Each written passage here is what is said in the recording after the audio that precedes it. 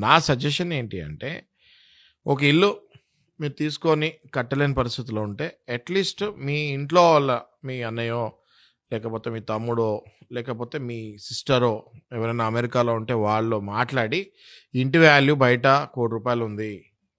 నేను బ్యాంక్‌కి కట్టాల్సింది 50,00,000 దయచేసి నేను మీకు 90కో, 80కో అమ్మేస్తాను.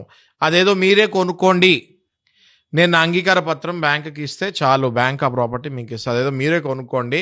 నా 50,00,000, 60,00,000 అక్కడ కట్టేద్దాము. మిగతా డబ్బులు నాకిచ్చేసేయండి అని వేడుకోవచ్చు. ఇది గూడా చాలా మందికి తెలీదు నాగరాజు గారు.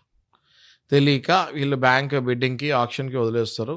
అదే ఆక్షన్ ఏ ప్రైస్‌కో పోతది. వీళ్ళకి లాస్ అవుతది. ఓకే.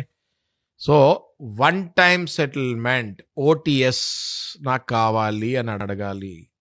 ఈ ఓటీఎస్ నాకు కావాలి అని అడిగినప్పుడు బ్యాంక్ వాళ్ళు బెస్ట్ సెటిల్మెంట్ ఎంత అవుతుందో అంత ఇస్తారు.